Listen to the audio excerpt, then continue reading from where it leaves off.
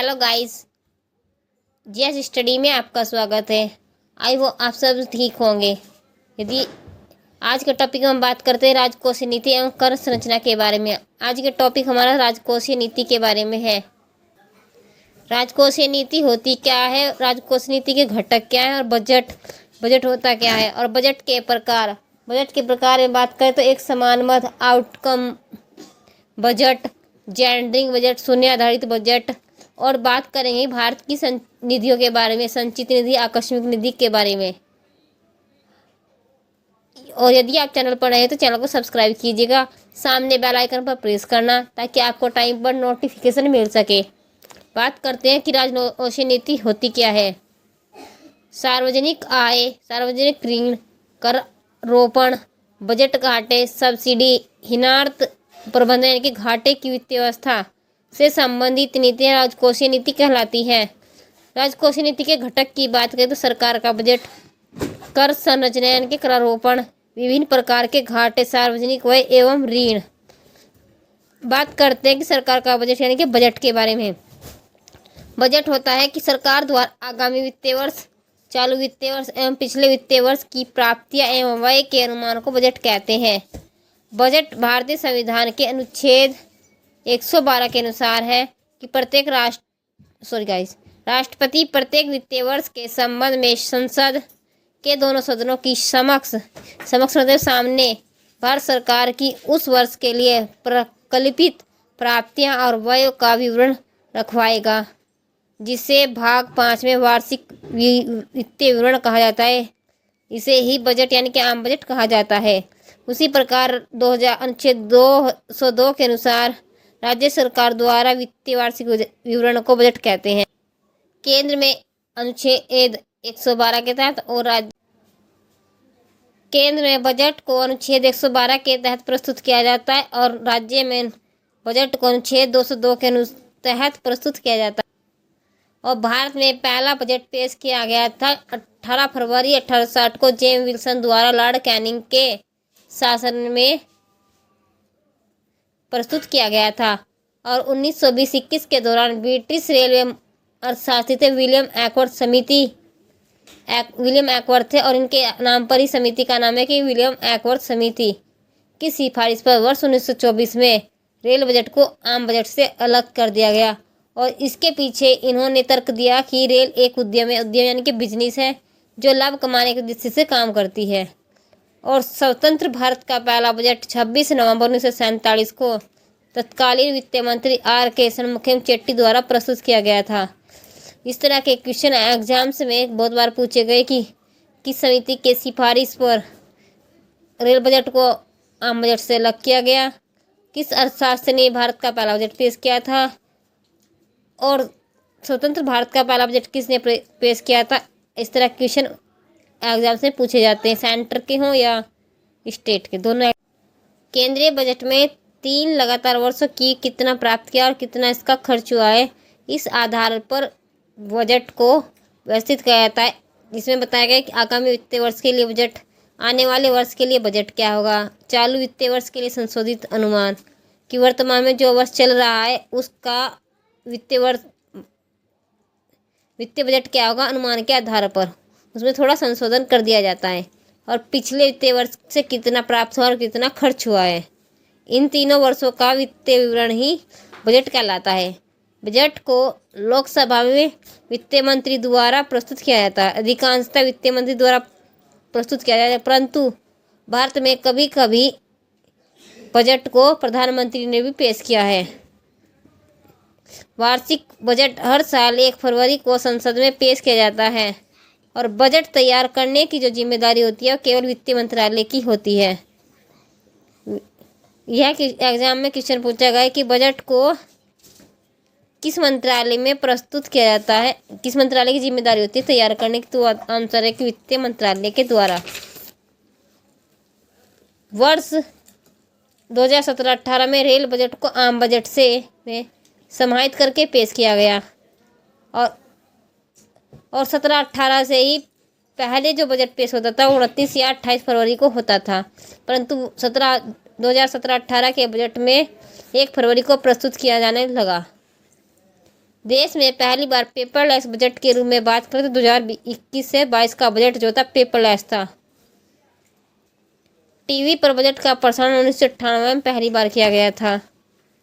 उससे पहले जितने भी बजट थे वो टीवी में प्रसारित नहीं किए गए।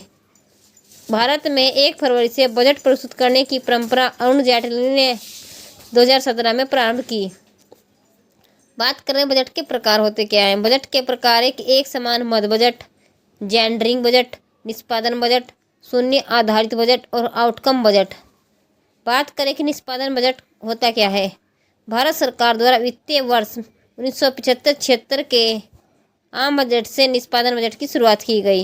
निष्पादन बजट कब कौन से वित्तीय वर्ष से शुरू किया गया क्वेश्चन अगर एग्जाम से पूछा जाए तो आंसर होगा 1975 से 76 का।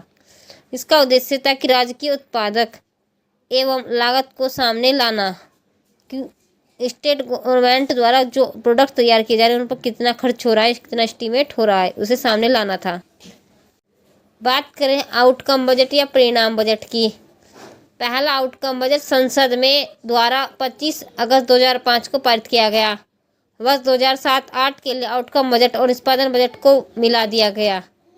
अब निष्पादन बजट आउटकम बजट 2007-08 से एक साथ प्रस्तुत किया जाता है। उद्देश्य था कि सरकार के विभिन्न डेवलपमेंट प्रोग्राम यानी कि विकासात्मक परिणाम एवं परिणामों को प्रस्तुत किया जाना था। शून्य आधारित बजट की बात करें तो शून्य आधारित बजट की विचारधारा सबसे पहले 1970 के दशक में प्रारंभ हुई थी। वित्त मंत्रालय ने सरकार के सभी मंत्रालय विभागों को 10 जुलाई 1986 के पत्र के माध्यम से शून्य आधारित बजट औपचारिक रूप से लागू किया। भारत में और इसकी प्रॉपर शुरुआत हुई 1987-88 के आम बजट के साथ शुरू किया गया शून्य आधारित बजट। इसके अंतर्गत बजट पद्धति चक्र से शून्य शुरू होती है। सार्वजनिक व्ययों में अपव्ययता में कमी लाने हेतु इस अवधारणा का प्रयोग किया।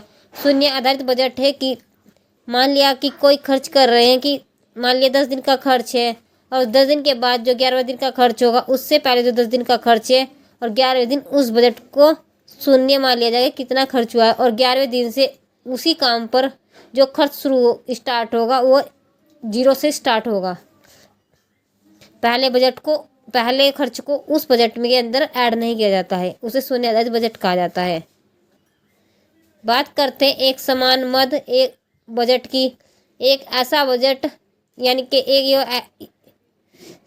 एक समान मद बजट ऐसा होता है कि बजट के रूप में कि अलग अलग वित्तीय विवरण को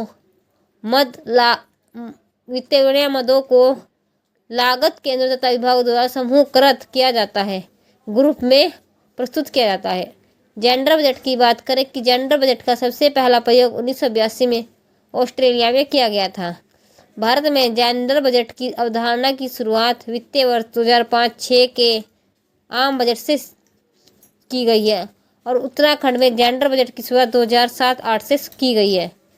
सरकार द्वारा निर्मित ऐसा बजट जो संसाधन एवं कार्यों का आवंटन लिंग के आधार पर यानी कि लिंग स्त्री और पुरुष के आधार पर करता है, जेंडर बजट कहलाता है।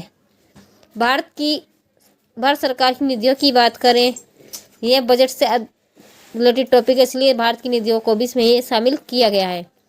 संचित निधि आर्टिकल 266 के 1 में भारत की संचित निधि का प्रावधान है।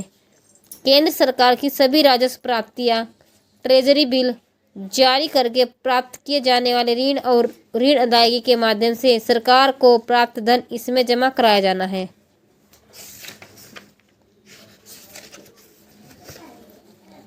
इसी में हम बात करते हैं लोक लेखा निधि की। आर्टिकल 266 के पॉइंट 2 संचित निधि से भिन्न सभी सार्वजनिक राशियां भारत के लोक लेखा समिति में जमा होती है। इसके अंतर्गत बचत खाता, सेविंग अकाउंट जो होते हैं, भविष्य निधि, डाक जमा, राष्ट्रीय लघु बचत निधि आते हैं।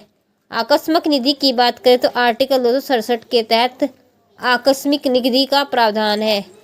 इसके अंतर्गत जब तक किसी आकस्मिक व्यय के लिए संसद ने सरकार को प्राधिकृत न किया हो, आकस्मिक निधि मतलब संसद सरकार से किसी भी तरह का प्राधिकृत नहीं करती। राष्ट्रपति इस निधि का प्रयोग प्रधानमंत्री की सलाह पर करता था। ये जो आकस्मिक निधि एक इमरजेंसी फंड है कि इसके लिए संसद में बजट को प्रस्तुत नहीं किया जाता। आर्टिकल 112 के